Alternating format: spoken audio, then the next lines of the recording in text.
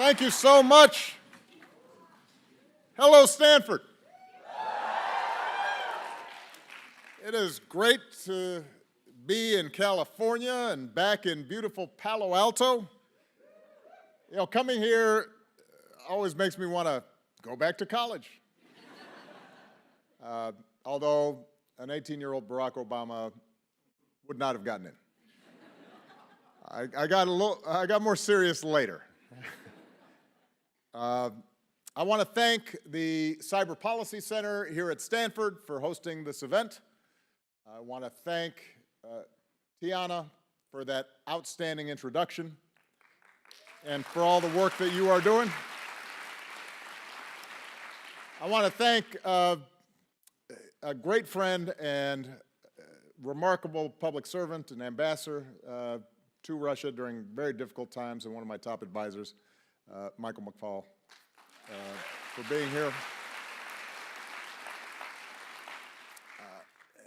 You know, Michelle and I set up the Obama Foundation to train the next generation of leaders, and I think you saw in Tiana the example of the kind of remarkable leadership that's out there with the talent and vision to lead us forward as long as old people get out of the way.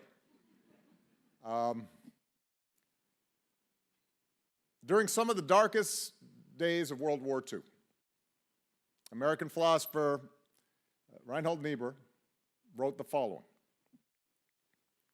"Man's capacity for justice makes democracy possible,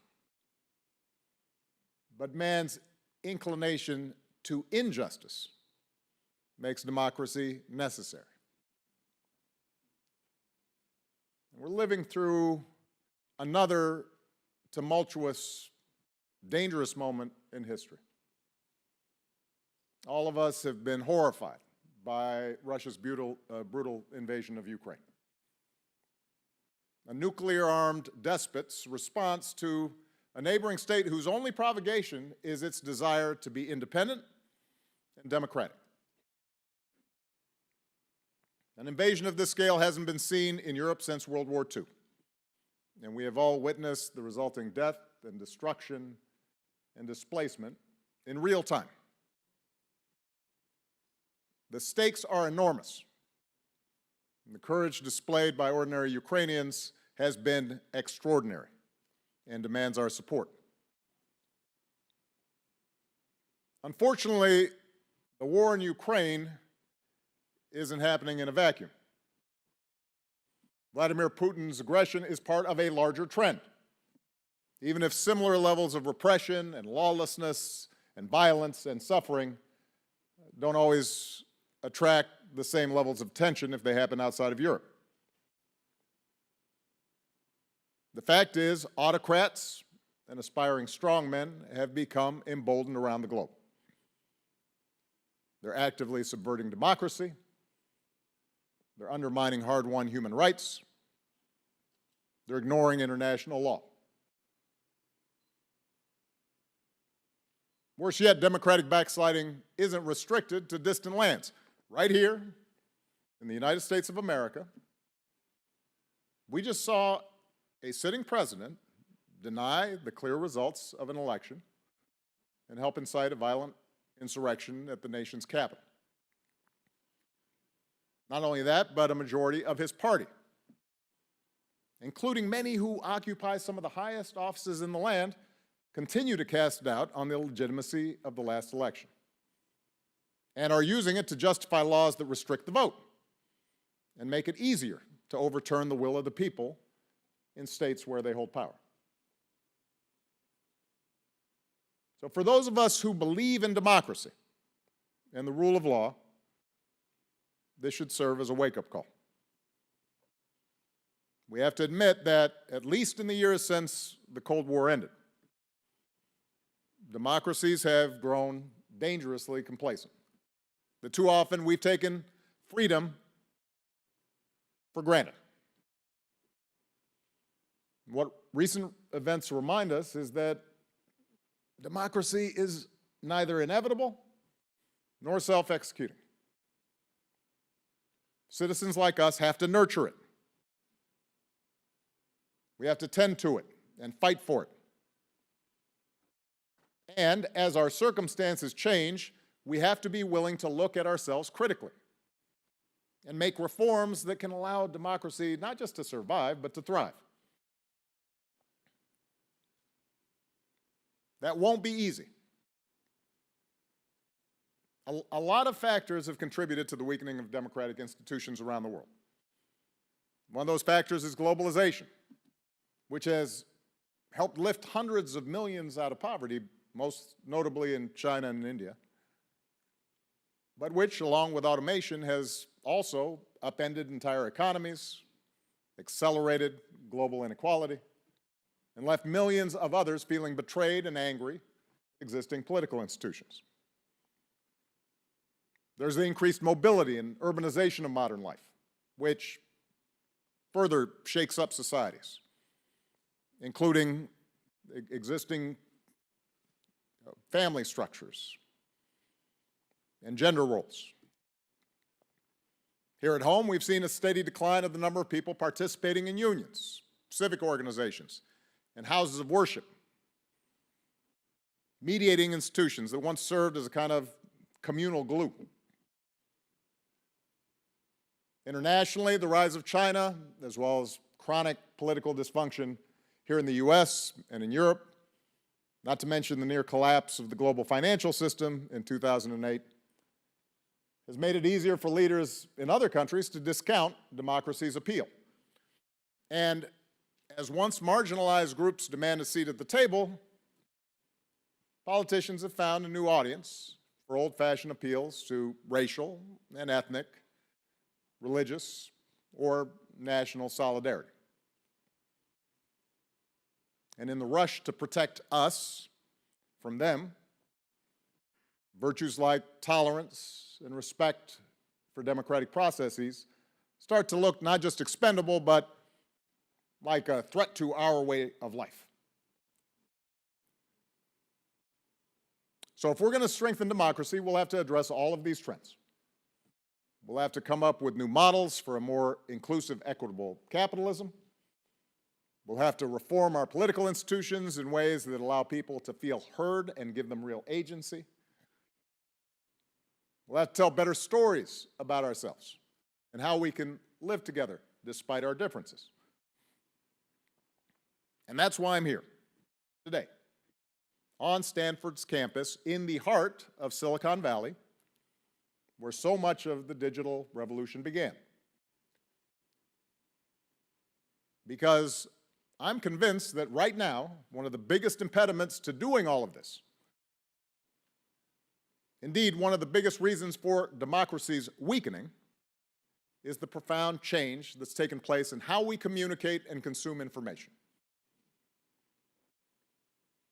Now, let me start off by saying I am not a Luddite. Although it is true that sometimes I have to ask my daughters how to work basic functions on my phone. I am amazed by the internet. It's connected billions of people around the world, put the collected knowledge of centuries at our fingertips. It's made our economies vastly more efficient, accelerated medical advances, opened up new opportunities, allowed people with shared interests to find each other. I might never have been elected president if it hadn't been for websites like, and I'm dating myself, MySpace, Meetup, and Facebook that allowed an army of young volunteers to organize, raise money, spread our message. That's what elected me. And since then, we've all witnessed the ways that activists use social media platforms to register dissent and shine a light on injustice and mobilize people on issues like climate change and racial justice. So the internet and the accompanying information revolution has been transformative, and there's no turning back. But, like all advances in technology, this progress has had unintended consequences. It's sometimes come at a price. And in this case, we see that our new information ecosystem is turbocharging some of humanity's worst impulses. Not all of these effects are intentional or even avoidable. They're simply the consequence of billions of humans suddenly plugged into an instant 24/7 global information stream. 40 years ago, if you were a conservative in rural Texas, you weren't necessarily offended by what was going on in San Francisco's Castro district because you didn't know what was going on.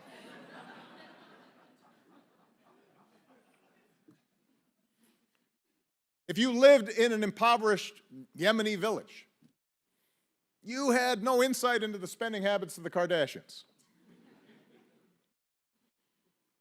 For some, such exposure may be eye-opening, perhaps even liberating, but others may experience that exposure as a direct affront to their traditions, their belief systems, their place in society. Then you have the sheer proliferation of content and the splintering of information and audiences. That's made democracy more complicated. I'll date myself again. If you were watching TV here in the United States between about 1960 and 1990, I Dream of Jeannie, the Jeffersons. Chances are you were watching one of the big three networks.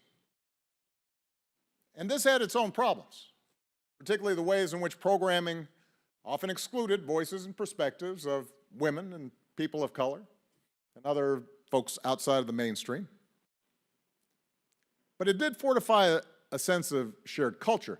And when it came to the news, at least, citizens across the political spectrum tended to operate using a shared set of facts. What they saw, what they heard from Walter Cronkite or David Brinkley or others. Today, of course, we occupy entirely different media realities, fed directly into our phones. Don't even have to look up. And it's made all of us more prone to what psychologists call confirmation bias. The tendency to select facts and opinions that reinforce our pre-existing worldviews and filter out those that don't. So inside our personal information bubbles, our assumptions, our blind spots, our prejudices aren't challenged, they're reinforced. And naturally, we're more likely to react negatively to those consuming different facts and opinions, all of which deepens existing racial and religious and cultural divides. It's fair to say then that some of the current challenges we face are inherent to a fully connected world. Our brains aren't accustomed to taking in this much information this fast. And a lot of us are experiencing overload. But not all problems we're seeing now are an inevitable project or an inevitable byproduct of this new technology. They're also the result of very specific choices made by the companies that have come to dominate the internet generally and social media platforms in particular. Decisions that, intentionally or not, have made democracies more vulnerable. Now, I'm at Stanford. Most of you know the story by now. 20 years ago, the pillars of web search were comprehensiveness, relevance, speed. But with the rise of social media and the need to better understand people's online behavior in order to sell more advertising, companies wanted to collect more data. More companies optimized for personalization, engagement, and speed. And unfortunately, it turns out that inflammatory, polarizing content attracts and engages. Other features of these platforms have compounded the problem. For example, the way content looks on your phone, as well as the veil of anonymity that platforms provide their users, a lot of times can make it impossible to tell the difference between say, a peer-reviewed article by Dr. Anthony Fauci and a miracle cure being pitched by a huckster.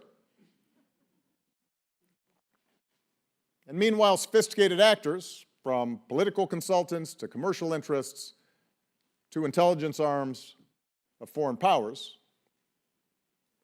can game platform algorithms or artificially boost the reach of deceptive or harmful messages. Of course, this business model has proven to be wildly successful. For more and more of us, search and social media platforms aren't just our window into the internet, they serve as our primary source of news and information. No one tells us that the window is blurred, subject to unseen distortions and subtle manipulations. All we see is a constant feed of content where useful, factual information and happy diversions and cat videos flow alongside lies, conspiracy theories, junk science, quackery, white supremacists, racist tracts, misogynist screeds. And over time, we lose our capacity to distinguish between fact, opinion, and wholesale fiction. Or maybe we just stop caring. And all of us, including our children, learn that if you want to rise above the crowd, above the din, if you want to be liked and shared, and yes, go viral, then peddling controversy, outrage, even hate, often gives you an edge.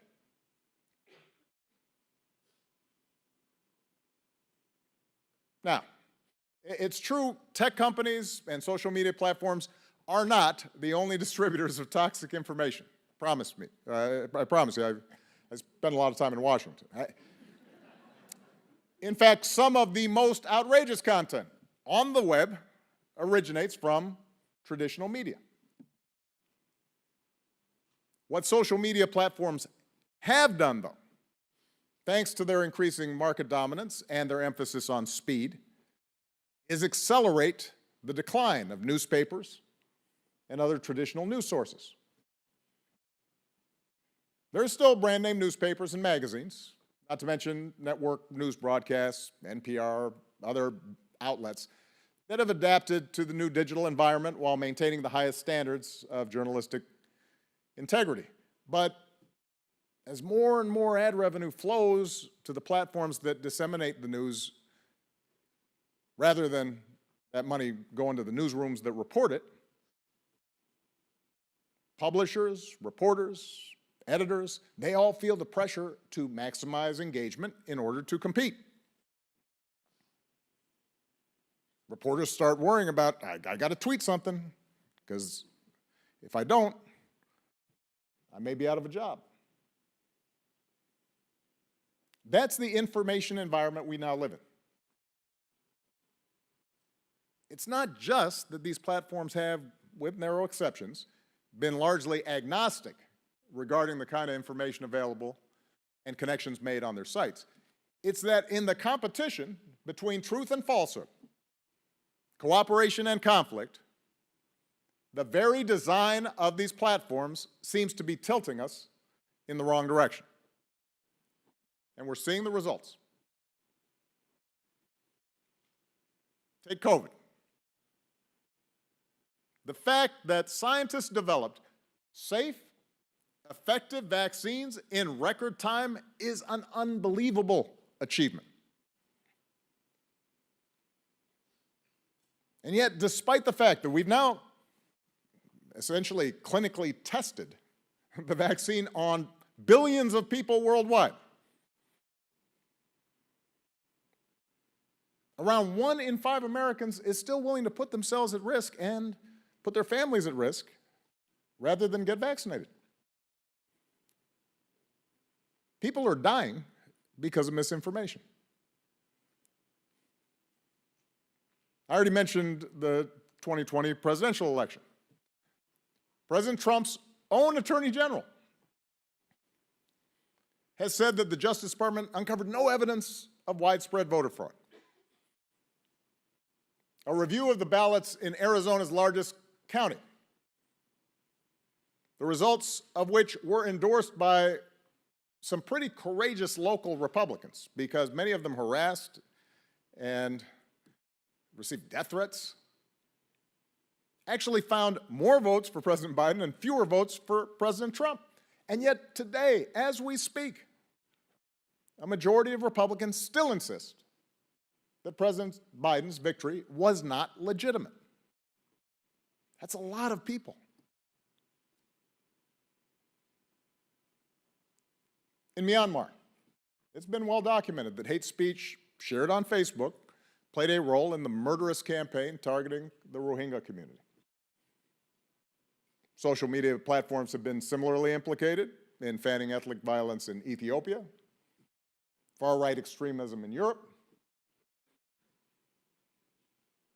authoritarian regimes and strongmen around the world, from China to Hungary, the Philippines, Brazil, have learned to conscript social media platforms to turn their own populations against groups they don't like, whether it's ethnic minorities, the LGBTQ community, journalists, political opponents.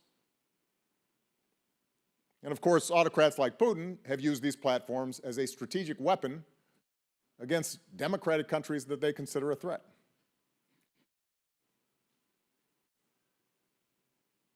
People like Putin,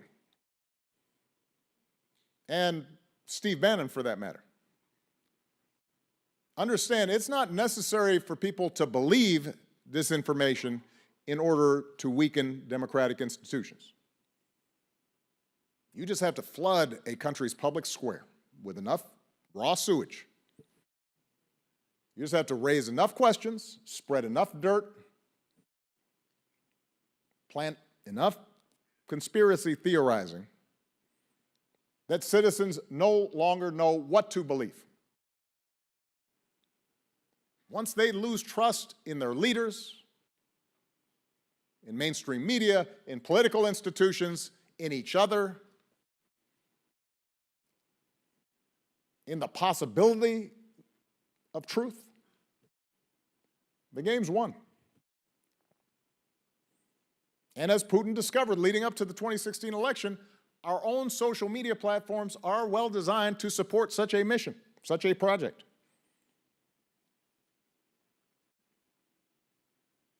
Russians could study and manipulate patterns in the engagement ranking system on a Facebook or a YouTube. And as a result, Russian state-sponsored trolls could almost guarantee that whatever disinformation they put out there would reach millions of Americans. And that the more inflammatory the story, the quicker it spread. Now, I've been writing my memoirs lately, including reflections on events leading up to that election. The regrets I have, the things I might have missed. No one in my administration was surprised that Russia was attempting to meddle in our election. It had been doing that for years. Or that it was using social media in these efforts.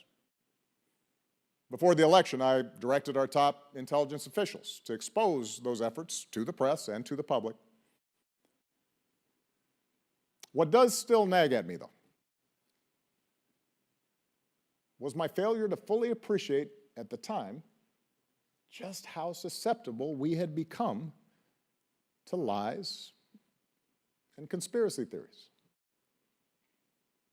Despite having spent years being a target of disinformation myself. Putin didn't do that. He didn't have to. We did it to ourselves.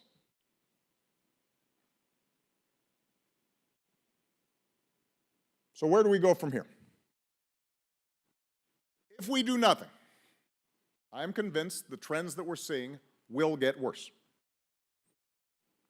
New technologies are already challenging the way we regulate currency, how we keep consumers safe from fraud. And with the emergence of AI, disinformation will grow more sophisticated. I've already seen demonstrations of deep fake technology that show what looks like me on a screen saying stuff I did not say. It's a strange experience, people. Without some standards, implications of this technology for our elections, for our legal system, for our democracy, for rules of evidence, for our entire social order are frightening and profound.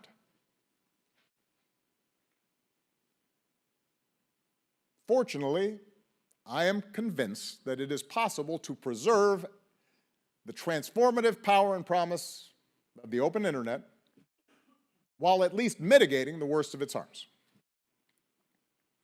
And I believe that those of you in the tech community, soon to be in the tech community, not just its corporate leaders, but employees at every level, have to be part of the solution. The essence of this place, what put Silicon Valley on the map, is a spirit of innovation. It's what led to the globally integrated internet, all its remarkable applications. What we've now learned is the product has some design flaws. There are some bugs in the software. We don't have to just leave it like that. Through the same spirit of innovation, we can make it better. So I want to make some general suggestions for what that work might look like. But before I do, let me offer a few stipulations so we don't get bogged down in some well-worn, not always productive arguments. Number one, media companies, tech companies, social media platforms did not create the divisions in our society, here or in other parts of the world. Social media did not create racism or white supremacist groups. Didn't create the kind of ethno-nationalism that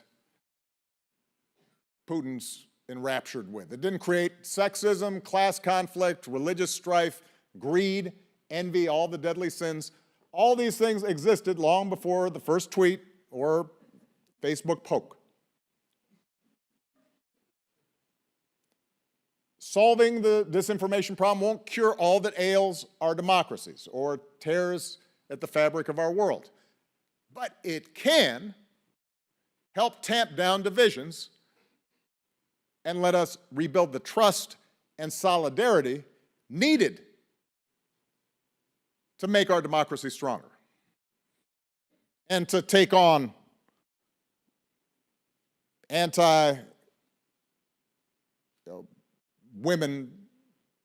mentalities and deal with racism in our societies and build bridges between people.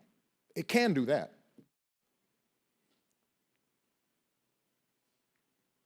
Second, we aren't going to get rid of all offensive or inflammatory content on the web. That is a straw man. We'd be wrong to try. Freedom of speech is at the heart of every democratic society. In America, those protections are enshrined in the First Amendment to our Constitution. There's a reason it came first in the Bill of Rights. I'm pretty close to a First Amendment absolutist. I believe that in most instances, the answer to bad speech is good speech. I believe that the free, robust, sometimes antagonistic exchange of ideas produces better outcomes and a healthier society. No democratic government can or should do what China, for example, is doing, simply telling people what they can and cannot say or publish while trying to control what others say about their country abroad. And I don't have a lot of confidence that any single individual or organization, private or public, should be charged or we do a good job at determining who gets to hear what. That said, the First Amendment is a check on the power of the state. It doesn't apply to private companies like Facebook or Twitter, any more than it applies to editorial decisions made by the New York Times or Fox News. Never has. Social media companies already make choices about what is or is not allowed on their platforms and how that content appears, both explicitly through content moderation and implicitly through algorithms. The problem is we often don't know what principles govern those decisions. And on an issue of enormous public interest, there has been little public debate and practically no democratic oversight. 3, any rules we come up with to govern the distribution of content on the internet will involve value judgments. None of us are perfectly objective. What we consider an unshakable truth today may prove to be totally wrong tomorrow. But that doesn't mean some things aren't truer than others, or that we can't draw lines between opinions, facts, honest mistakes, intentional deceptions. We make these distinctions all the time in our daily lives, at work, in school, at home, in sports. And we can do the same when it comes to internet content, as long as we agree on a set of principles, some core values to guide the work. So, in the interest of full transparency, here's what I think our guiding principles should be. The way I'm going to evaluate any proposal touching on social media and the internet is whether it strengthens or weakens the prospects for a healthy, inclusive democracy, whether it encourages robust debate and respect for our differences, whether it reinforces rule of law and self-governance, whether it helps us make collective decisions based on the best available information, and whether it recognizes the rights and freedoms and dignity of all of our citizens. Whatever changes contribute to that vision, I'm for. Whatever erodes that vision, I'm against. Just so you know.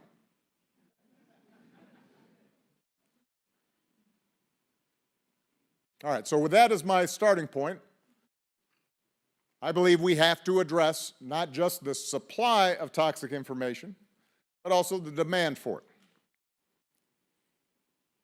On the supply side, tech platforms need to accept that they play a unique role in how we as a people and people around the world are consuming information, and that their decisions have an impact on every aspect of society. With that power comes accountability. And in democracies like ours, at least, the need for some democratic oversight. For years, social media companies have resisted that kind of accountability. They're not unique in that regard. Every private corporation wants to do anything it wants. So the social media platforms called themselves neutral platforms with no editorial role in what their users saw. They insisted that the content people see on social media has no impact on their beliefs or behavior, even though their business models and their profits are based on telling advertisers the exact opposite. Now, the good news is that almost all the big tech platforms now acknowledge some responsibility for content on their platforms, and they're investing in large teams of people to monitor it. Given the sheer volume of content, this strategy can feel like a game of whack-a-mole. Still, in talking to people at these companies, I believe they are sincere in trying to limit content that engages in hate speech, encourages violence, or poses a threat to public safety. They genuinely are concerned about it. They want to do something about it. But while content moderation can limit the distribution of clearly dangerous content, it doesn't go far enough. Users who want to spread disinformation have become experts at pushing right up to the line of what at least published company policies allow. And at those margins, social media platforms tend not to want to do anything. Not just because they don't want to be accused of censorship, because they still have a financial incentive to keep as many users engaged as possible. More importantly, these companies are still way too guarded about how exactly their standards operate, or how their engagement ranking systems influence what goes viral and what doesn't. Now, some companies have been taking the next step in managing toxic content, experimenting with new product designs that, to use just one example, add friction to slow the spread of potentially harmful content. And that kind of innovation is a step in the right direction. It should be applauded. But I also think decisions like this shouldn't be left solely to private interests. These decisions affect all of us. And just like every other industry that has a big impact in our society, that means these big platforms need to be subject to some level of public oversight and regulation. Now, right now, a lot of the regulatory debate centers on Section 230 of the United States Code, which, as some of you know, says that tech companies generally can't be held liable for most content that other people post on their platforms. But let's face it, these platforms are not like the old phone company. And while I'm not convinced that wholesale repeal of Section 230 is the answer, it is clear that tech companies have changed dramatically over the last 20 years. And we need to consider reforms to Section 230 to account for those changes, including whether platforms should be required to have a higher standard of care when it comes to advertising on their site. And by the way, I believe, and I've seen, that regulation and innovation are not mutually exclusive. Now, here in the United States, we have a long history of regulating new technologies in the name of public safety, from cars and airplanes to prescription drugs to appliances. And while companies initially always complain that the rules are going to stifle innovation and destroy the industry, the truth is that a good regulatory environment usually ends up spurring innovation because it raises the bar on safety and quality, and it turns out that innovation can meet that higher bar. And if consumers trust that new technology is doing right by them and is safe, they're more likely to use it. And if properly structured, regulation can promote competition and keep incumbents from freezing out new innovators. So a regulatory structure, a smart one, needs to be in place, designed in consultation with tech companies and experts and communities that are affected, including communities of color and others that sometimes are not well represented here in Silicon Valley, that will allow these companies to operate effectively while also slowing the spread of harmful content. In some cases, industry standards may replace or substitute for regulation, but regulation has to be part of the answer. Beyond that, tech companies need to be more transparent about how they operate. So much of the conversation around disinformation is focused on what people post. The bigger issue is what content these platforms promote. Algorithms have evolved to the point where nobody on the outside of these companies can accurately predict what they'll do, unless they're really sophisticated and spend a lot of time tracking it, and sometimes even the people who build them aren't sure. And that's a problem. In a democracy, we can rightly expect companies to subject the design of their products and services to some level of scrutiny. At minimum, they should have to share that information with researchers and regulators who are charged with keeping the rest of us safe. This may seem like an odd example, and forgive me, you vegans out there, but if a meat-packing company has a proprietary technique to keep, say, our hot dogs fresh and clean, they don't have to reveal to the world what that technique is. They do have to tell the meat inspector. In the same way, tech companies should be able to protect their intellectual property while also following certain safety standards that we as a country, not just them, have agreed are necessary for the greater good. And we've seen this as part of the Platform Accountability and Transparency Act that's being proposed by a bipartisan group of senators here in the United States. Doesn't happen often. And we've also seen it negotiated in Europe as part of the European Union's Digital Services Act. Again, we don't expect tech companies to solve all these problems on their own. There are folks in these companies and in this community who have shown extraordinary good faith in some cases, but that's not enough.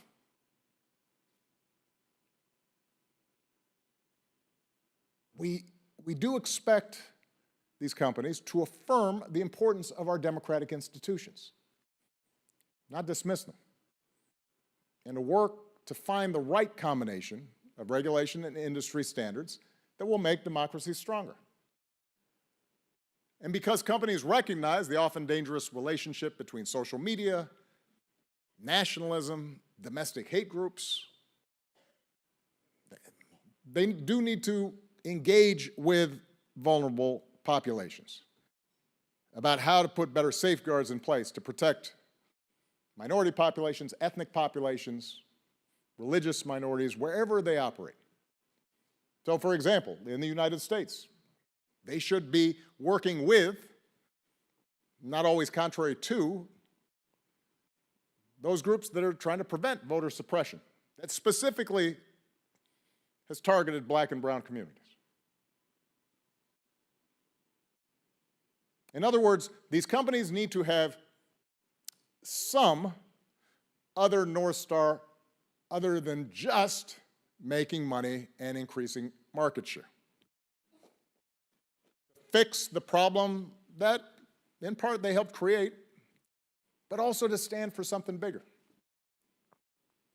And to the employees of these companies and to the students here at Stanford who might well be future employees of these companies, you have the power to move things in the right direction. You can advocate for change, you can be part of this redesign, and if not, you can vote with your feet and go work with companies that are trying to do the right thing. So that's on the supply side. Now, let's talk about the demand side of the equation. It starts with breaking through our information bubbles. Look, I understand that there are a whole bunch of people in this country who have views diametrically opposed to mine. I promise. They tell me all the time. I get it. I'm not suggesting that all of us have to spend our days reading opinions we disagree with or looking for media stories that fundamentally don't share our values. But it is possible to broaden our perspectives. Yeah, an interesting study came out recently, and this is just one study, so take it with a grain of salt. The researchers paid a large group of regular Fox News watchers to watch CNN for almost a month. And these were not swing voters. These were hardcore Hannity, Carlson fans, right? They're right there.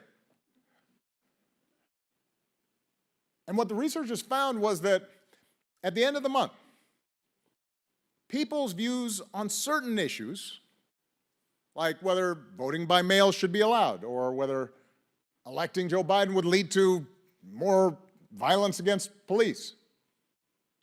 On some of these issues, their views had changed by 5, 8, 10 points.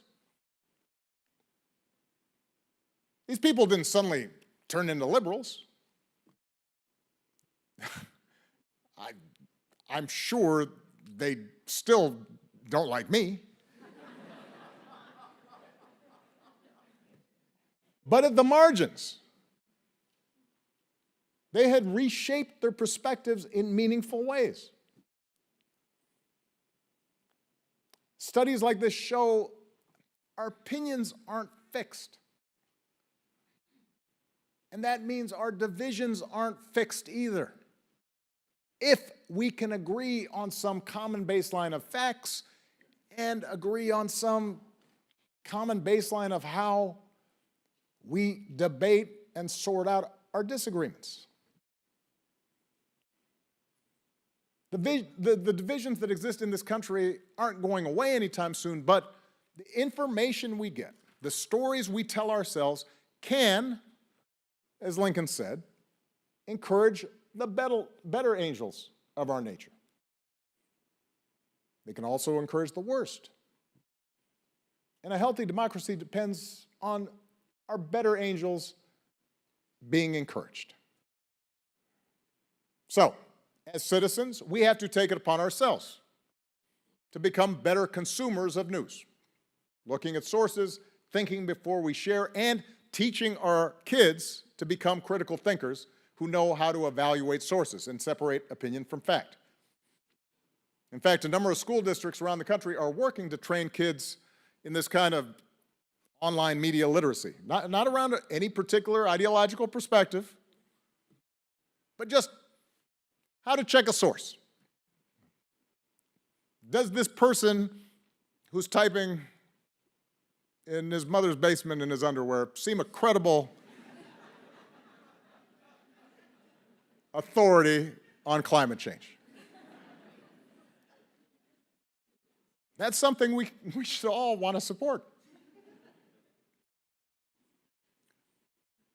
Part of this project is also going to require us finding creative ways to reinvigorate quality journalism, including local journalism. Because one of the challenges we have, part of the reason that you've seen increased polarization is all media has become nationalized, and hence more ideological. And one encouraging trend has been a number of nonprofit newsrooms beginning to pop up in places like Baltimore, Houston, my hometown of Chicago, all aimed at providing essential coverage of what's happening locally and in state houses. And that's an example of how new models of journalism are possible, along with smart ways for communities to reinvigorate local news. Companies here in Silicon Valley that have reaped some of the largest benefits from the internet revolution, those companies need to find ways to support them. And I know Congress has been engaged with some of these companies to look at how can you get more revenue back into local news. We should also think about how to build civic institutions for a new generation. I mentioned the decline of what are called mediating institutions, unions, Rotary clubs, bowling leagues, right?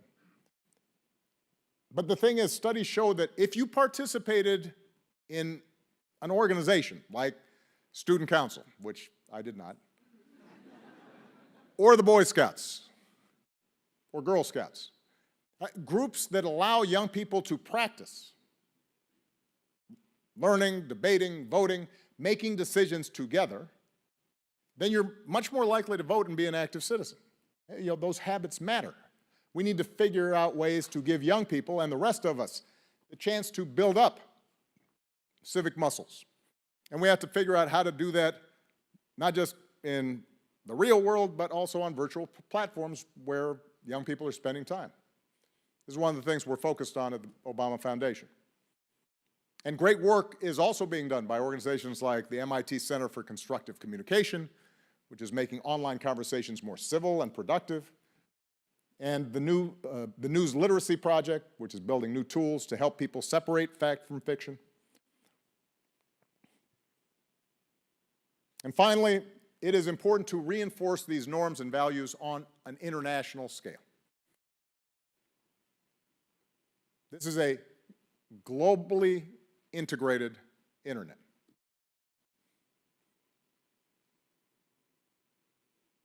There's value in that, but it means that as we're shaping rules, we have to engage the rest of the world.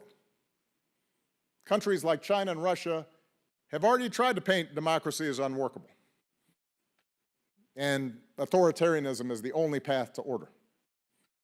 China's built a great firewall around the internet, turning it into a vehicle for domestic indoctrination and surveillance. And now they're exporting some of those same technologies, those same, with similar product designs to other countries. In Russia, Putin has weaponized ethno-nationalism through disinformation, waging hate campaigns against domestic opponents, delegitimizing democracy itself, and of course he's escalated such efforts as part of his war in Ukraine. As the world's leading democracy, we have to set a better example. We should be at the lead on these discussions internationally, not in the rear. Right now, Europe is forging ahead with some of the most sweeping legislation in years to regulate the abuses that are seen in big tech companies. And their approach may not be exactly right for the United States, but it points to the need for us to coordinate with other democracies. We need to find our voice in this global conversation. And we've done it before. You know, after World War II, after witnessing how mass media and propaganda could fan the flames of hate, we put a framework in place that would ensure our broadcast system was compatible with democracy. We required a certain amount of children's educational programming, instituted the Fairness Doctrine. Newsrooms changed practices to maximize accuracy. And the task before us is harder now. We can't go back to the way things were with 3 TV stations and newspapers in every major city, not just because of the proliferation of content, but because that content can now move around the world in an instant. And yes, our societies are far more polarized today than they were in the 50s and 60s, right after the war. And yes, progress will require trade-offs and hard choices, and we won't get it right all at once, but that's how democracy works. I'm not going to strain this metaphor, but if you think about the US Constitution as software for running a society, really innovative design, it too had some pretty big initial bugs. Slavery.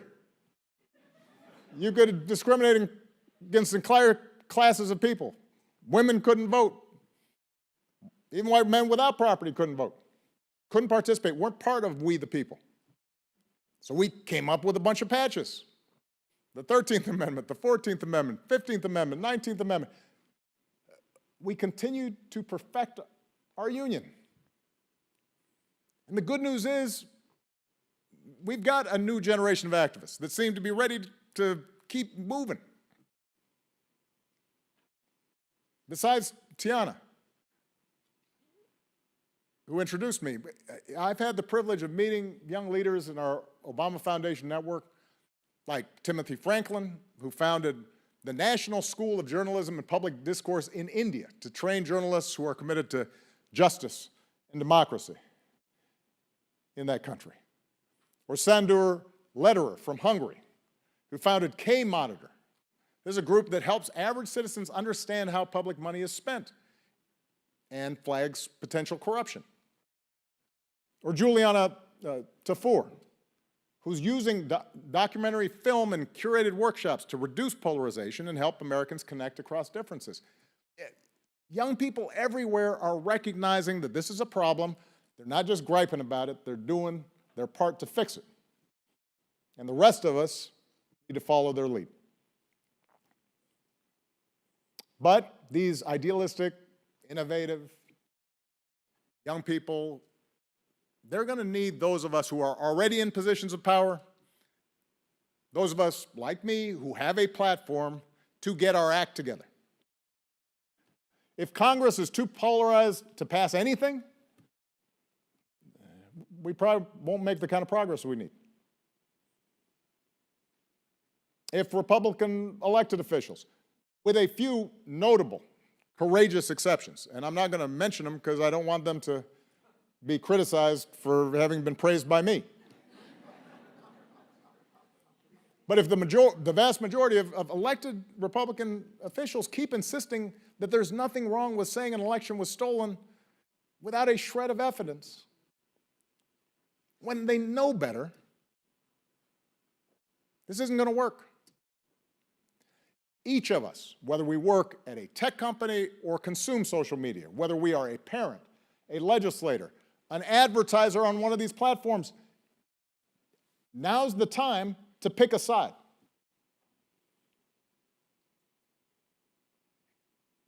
We have a choice right now. Do we allow our democracy to wither? Or do we make it better? That's the choice we face. And it is a choice worth embracing.